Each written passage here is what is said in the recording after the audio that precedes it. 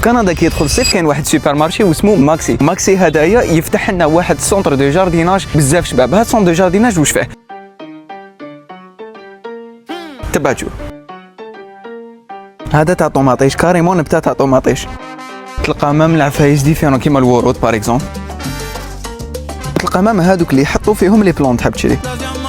كاين مام تاع كورنيشون ليك هادو ما الناس اللي يحبوا النباتات ولا عندهم جاردان في لاريا تاع الدار ولا تخرج عليهم بزاف. ليك معدنوس هذا نعناع تدخل لهنا التيه. وانا فاش عجبتني كي دخلت الريحه ولا راهم حابين يعرفوا دوك نوري لك لي بري. هادي 5 دولار، هادي 10 دولار، هادي 23 دولار. لقيت مام النبتات على فخاز وليك شحال دير 15 دولار. كاين ناس اللي ماشي مهتمين بزاف بالنباتات. كاين هاد الانواع اللي واش كتب لك انيتي با بلوس، هادي تعيش لك غير الصيف هذا اللي راهو جاي ومن بعد تموت لك. البري تاعها 5 دولار. والخدامين يعطيهم صحه هما اللي قايمين على النباتات باش يعيش. المهم الناس اللي راهم حابين يجوا لكندا ولا راهم جايين لكندا في الصيف هذا ان شاء الله ولا الصيف اللي راهو جاي، شدي كي تلحق روح الماكسي ادخل لوحده من هاد لي جاردان، ماشي لي جاردان يعني وين يبيعوا النباتات، تلقاها دائما قدام ماكسي. ما راحش تندموا باسكو تدخلوا تلقاو موند كبير موند شباب اون بلوس عفايس بزاف رخاص. قراو واش مكتوب في الكابشن وابوني نديك تحوس معايا.